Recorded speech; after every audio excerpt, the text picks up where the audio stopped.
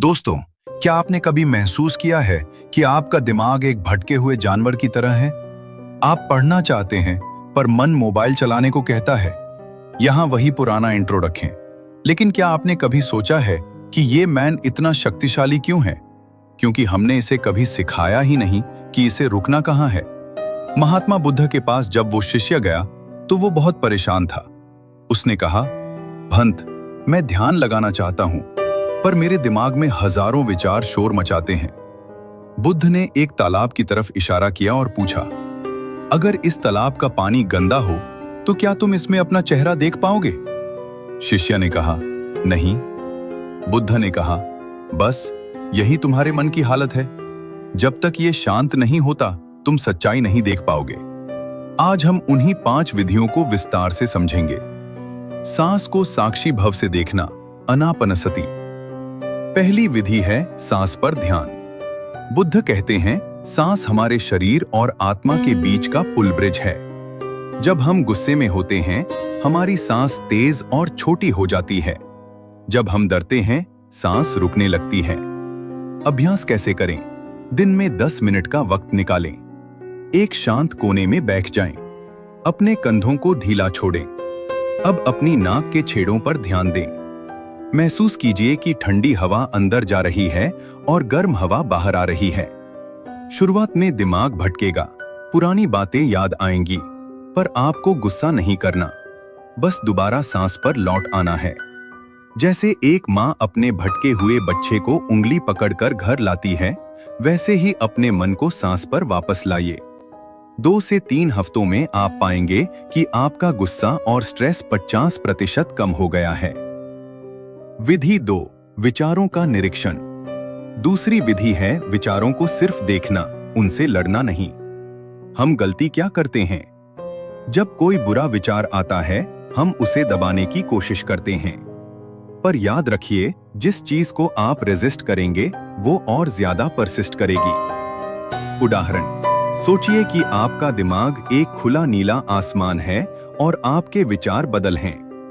बदलें आती हैं और चली जाती हैं, पर क्या आसमान बदलता है? नहीं, आपको वो आसमान बनना है। जब कोई बुरा विचार आए, तो उसे डरना नहीं है। बस कहें, ठीक है, ये एक विचार है। जब आप उसे एक थर्ड पर्सन की तरह देखते हैं, तो वो विचार अपने आप कमजोर पड़ने लगता है। इससे माइंडफुलनेस कहते हैं। विधि 3, वर्तमान का महत्व। तीसरी विधि है अब में जीना। बुद्ध ने एक बार कहा था, न अतीत में उलझो, न भविष्य के सपने देखो। अपने मन को वर्तमान पर केंद्रित करो। हमारा 90% दुख उन चीजों की वजह से है जो हो चुकी हैं या जो शायद कभी होंगी ही नहीं। एक छोटी कहानी। 2 भिक्षु एक नदी पार कर रहे थे। वहां एक महिला खड़ी थी जो नदी पार नहीं कर पा रही थी। एक भिक्षु ने उसे उठाकर नदी पार कराई और छोड़ दिया। 2 घंटे बाद दूसरे भिक्षु ने पूछा, हम भिक्षुओं को तो महिलाओं को चुना मना है, तुमने ऐसा क्यों किया? पहले भिक्षु ने मुस्कुराकर कहा, मैंने तो उसे नदी के किनारे ही छोड़ दिया था। तुम अभी तक उसे अपने दिमाग में उठाए हुए हो। दोस्तों, यही हमारी कहानी है। हम पुरानी बातों को दिमाग में धोते रहते हैं। जो काम कर रहे हो, बस उसी में पूरी तरह खो जाओ। विधि 4 और 5, मौन और संतोष। चौथी विधि है मौन। रोजाना कम से कम 15 मिनट बिल्कुल चुप रहें। न किसी से बात करें, न फोन चलाएं। जब बाहर का शोर बंद होता है, तब अंदर की आवाज सुनाई देती है। और 5वीं विधि है संतोष यानी ग्रैटिट्यूड।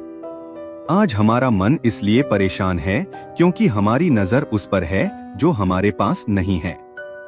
बुद्ध कहते हैं, health is the greatest gift, contentment is the greatest wealth. रोज रात को सोने से पहले 3 ऐसी चीजों के बारे में सोचें जिनके लिए आप शुक्रगुजार हैं।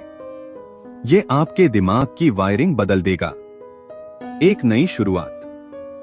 दोस्तों, ये 5 विधियां कोई जादू की छड़ी नहीं है जो एक रात में सब बदल देंगी। ये एक अभ्यास है। जैसे जिम जाने से बॉडी बनती है, वैसे ही रोजाना ध्यान करने से मन मजबूत होता है। आज से ही इनमें से किसी एक विधि को पकड़ लीजिए। याद रखिए, आपका मन एक बहुत अच्छा नौकर हो सकता है, पर एक बहुत बुरा मालिक। फैसला आपका है कि आप किसे चुनते हैं। अगर आपको लगता है कि ये जानकारी किसी की जिंदगी बदल सकती है, तो शेयर जरूर करें। नमो बुद्धाय।